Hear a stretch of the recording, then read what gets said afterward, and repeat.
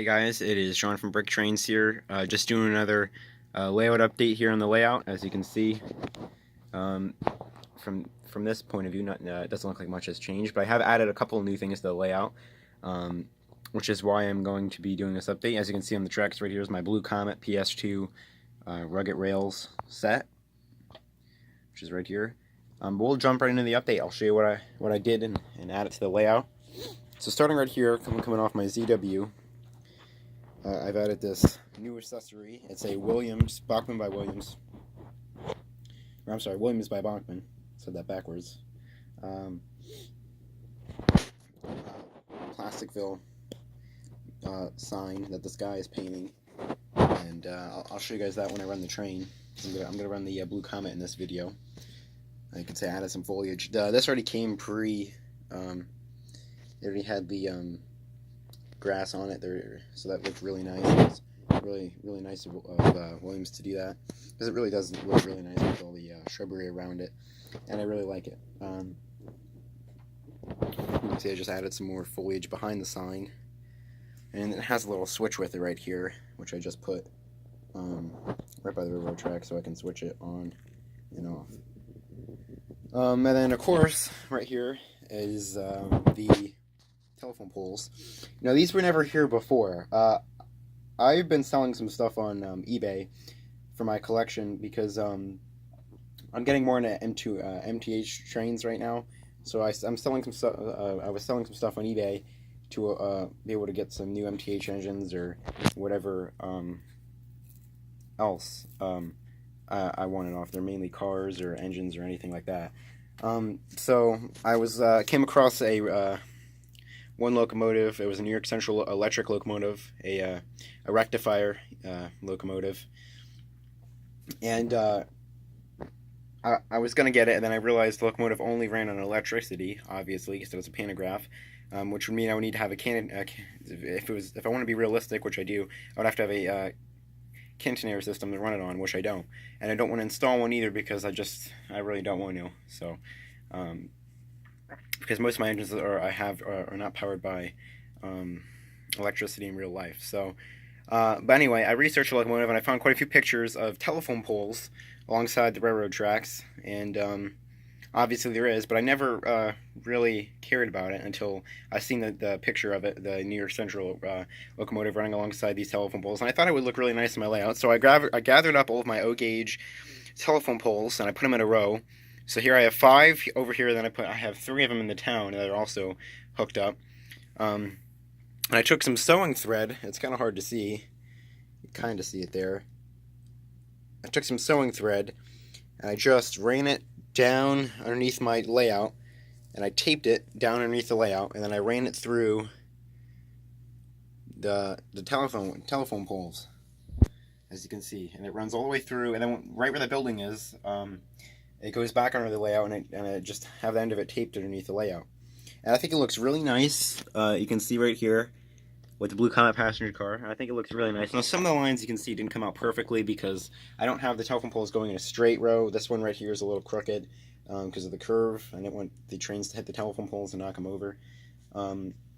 So I think it looks really nice with the trains and what I'm trying to do here with the scale. I'm trying to become a little bit more scale of a more scale modeler. So, but yeah, I think it looks really nice. So that was really fun to do, and I also added some more shrubbery around the layout and other things, which I'll show you guys in a minute. So let's go around to the back of the layout and I'll show you what I did there. I'm back behind the coffee shop here, and you can see where I ran the telephone pole wires right down underneath the layout. You can see I taped them up. Basically, if we look, I just taped them down underneath the layout there, and I think it looks pretty good. Going both ways, you can see there's the telephone pole wires again. And then I added some more shrubbery down here by this scratch-built coal tower, conveyor belt tower over here. I've also been doing a lot of gluing. I've been using a lot of Woodland Scenics glue and a couple other glues to glue down some of my scenery a little bit better. I also added some more ballast right in the left-hand corner of the track right there. You can see I added some more ballast around the layout, and then here's the mountain. I don't know if I ever showed this, but I have balsa wood that was painted by my dad from a school project, and we just made it look like railroad ties and laid it alongside the track. You can see I glued some more shrubbery down here, and I added some more layouts. And since this layout takes place in Pennsylvania, I was trying to get rid of some of that sand I had on the layout by covering up some of this green stuff as well, because I want this layout to take place in Pennsylvania. You can see I added some ballast going into the tunnel too. I don't know why, I just did. And that's actually not like that's probably not the best ballast to use, but I wanted to use the rocks up, so I just threw it alongside the track.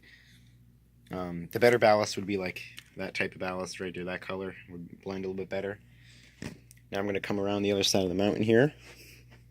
I added a new tree right here. It's a wooden scenic tree that I built and just glued it right on. You can see down here in my forest area.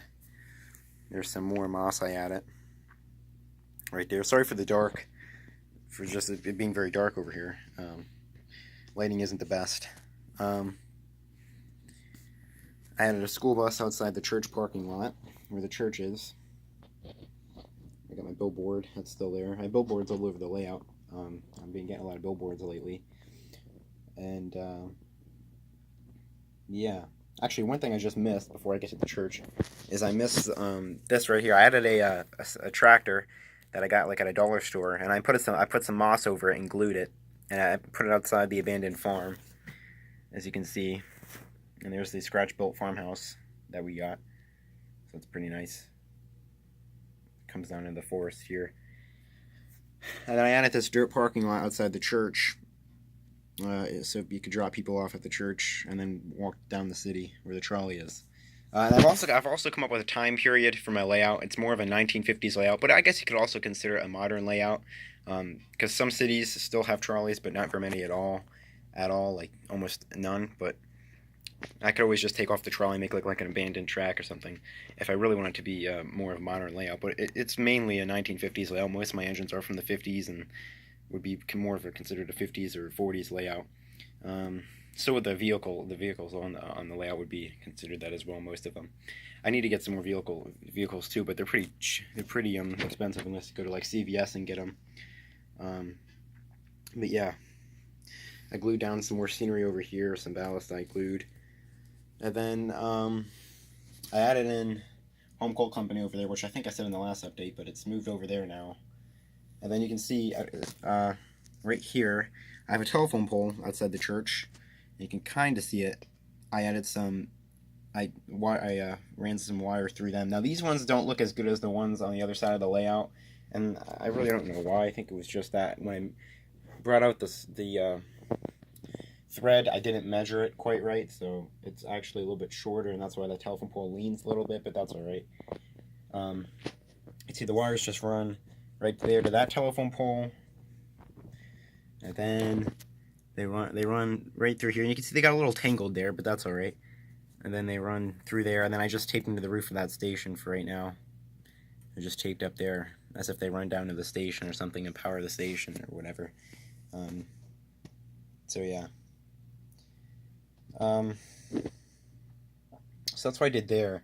I also changed up the freight cars in the yard. I added a Conrail MTH, I think it's a Premier Line hopper, and then a Premier Line York PA show. It's a collector's car, Premier Line car right there. And then behind that I have a Williams running box car, and then a Weaver covered hopper by the station there. So you can see that. But I really do like the telephone poles and how they came out. They look really nice. I really do like them, so yeah. If I had some more telephone poles, I would do more. Like I would add some more going through like the parking lot or something. But I don't have any more scale ones. I have some HO ones for whatever reason. But I'm not going to put them on the layout. And not much has changed up here in the mountain. I don't think I've ever on this channel ever like showed the mountain very much. It's a nice mountain. All right, so now we're going to run the Blue Comet around a little bit, and yeah.